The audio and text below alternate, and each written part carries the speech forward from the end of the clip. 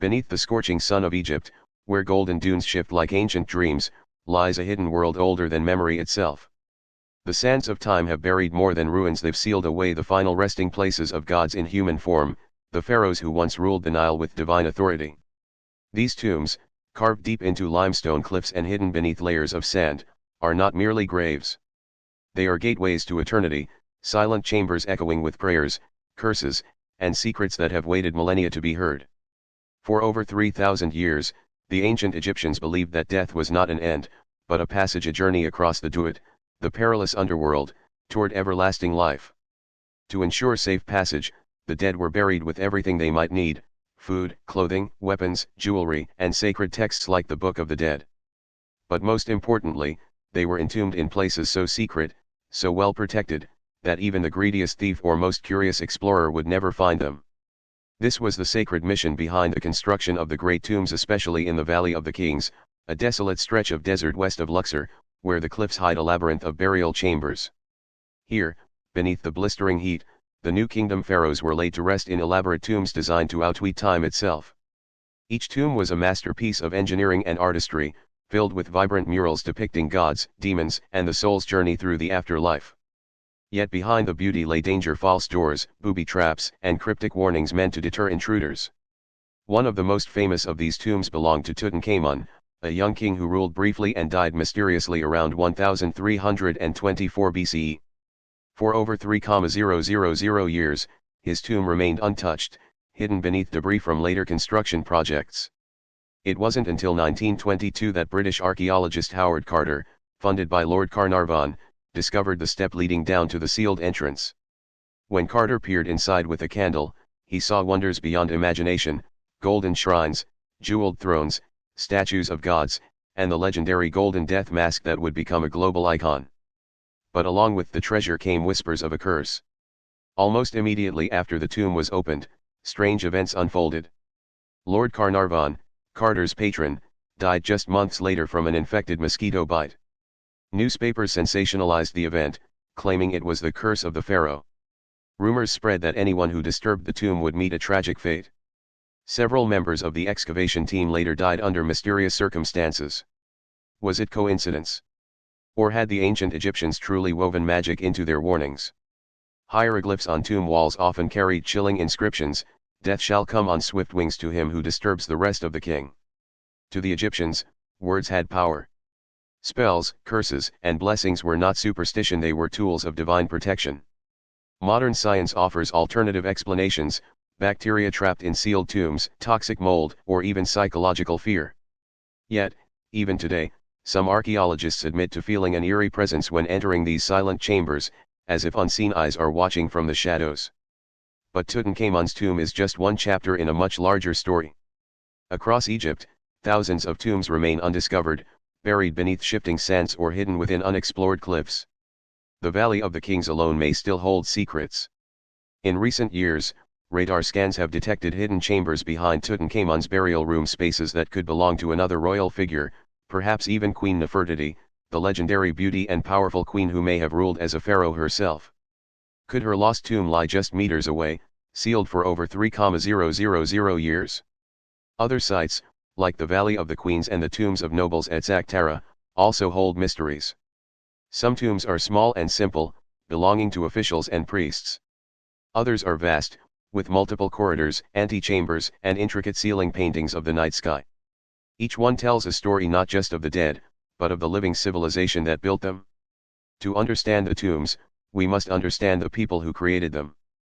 The Egyptians believed the soul had multiple parts: the Ka, life force; the Ba, personality; and the Ak, immortal spirit.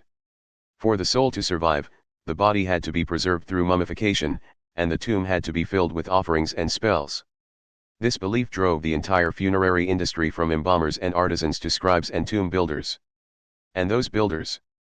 They were not slaves, as once believed, but skilled laborers who lived in a secret village called Deir el-Medina. Hidden in the hills near the Valley of the Kings, this community housed the men who carved the tombs by torchlight, chiseling hieroglyphs and painting gods into the rock. They were ordinary people: fathers, husbands, and workers who left behind graffiti, letters, and even strike records. One ancient papyrus tells of workers refusing to work because they hadn't been paid grain. Another mentions a theft of tomb materials. These writings reveal a side of history rarely seen, the human struggle behind the grandeur. Yet, despite their skill and dedication, the tombs were rarely safe. From the moment a pharaoh was buried, thieves began plotting. Some were common criminals. Others were corrupt priests or officials who used their access to strip tombs of gold and jewels. In fact, records from ancient Egypt show that tomb robbery was so common that royal inspectors regularly checked burial sites and sometimes found them already looted. One famous case involved the tomb of Ramesses VI. Though it was heavily decorated, it was robbed within decades of burial. Later, priests reburied royal mummies in hidden caches to protect them. In 1881, archaeologists discovered one such cache at Deir el-Bahari, containing 40 mummies, including those of Ramses II and Thutmose III. These kings, once buried in splendor, had been moved like secret treasures to save them from destruction. This constant battle between preservation and plunder shaped the design of the tombs. Builders used false walls, descending shafts, and even flooding mechanisms to trap intruders. Some tombs had no doors at all, sealed with rubble and disguised as natural rock. Others were filled with curses, written warnings meant to terrify the superstitious. One inscription reads, "I am the one who guards against the robber. I am the protector of the deceased." And yet, for all their efforts, few tombs remained untouched. Only Tutankhamun's was found nearly intact, perhaps because his reign was short, his name erased from records, and his tomb buried under debris from later construction. His obscurity became his protection. But the real mystery isn't just about treasure or curses. It's about what these tombs reveal about human nature. The pharaohs, though seen as gods, were deeply afraid not of death, but of being forgotten. Their obsession with the afterlife was not just religious, it was emotional. They wanted their names to echo through eternity, their images to be remembered, their legacy to outlive time. So they built tombs not just for the soul, but for memory. Every painting, every statue, every inscription was a plea, "Remember me." Even today, their voices echo. When we gaze upon the golden mask of Tutankhamun, we are not just seeing gold, we are seeing a boy king who died too young, whose life was cut short, but whose face has survived longer than most empires. When we walk through the dark corridors of Seti I's tomb, with its star-filled ceiling and vivid reliefs, we are walking through a dream of eternity. And still, the search continues. Modern technology has revolutionized archaeology. Ground-penetrating radar, infrared imaging, and drone surveys have revealed anomalies beneath the sand's hidden chambers, unknown tunnels, and possible new tombs. In 2015, British archaeologist Nicholas Reeves proposed that Nefertiti's tomb might lie behind Tutankhamun's burial chamber, based on cracks in the wall detected by radar.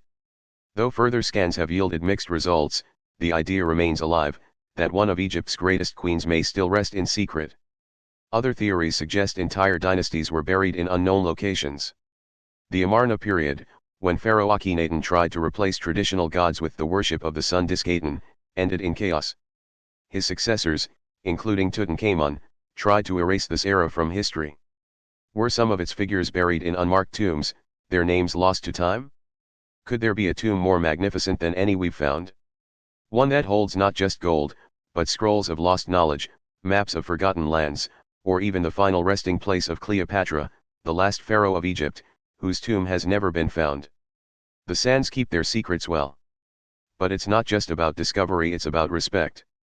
In recent years, Egypt has taken back control of its heritage, demanding the return of stolen artifacts and limiting foreign excavations.